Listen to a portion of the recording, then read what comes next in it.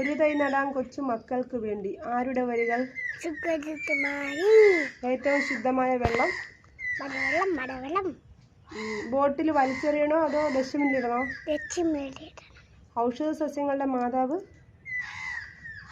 ഔഷധ സസ്യങ്ങളുടെ മാതാവ് എന്നറിയപ്പെടുന്നത്? Good girl. ഏറ്റവും ആയുസ് കൂടിയ ജീവി? മരങ്ങൾ വെട്ടി നശിപ്പിക്കണോ വേണ്ടയോ? വേണ്ട. കേരളത്തിന്റെ ഔദ്യോഗിക വൃക്ഷം ഏതാണ്? കേരളത്തിന്റെ ഔദ്യോഗിക വൃക്ഷം? തെങ്ങ്. Good girl. ലോക പരിസ്ഥിതി ദിനം? ജൂൺ 5. Good girl. പുല്ലുവർഗത്തിൽപ്പെട്ട ഏറ്റവും വലിയ സസ്യം? മുള. മുള.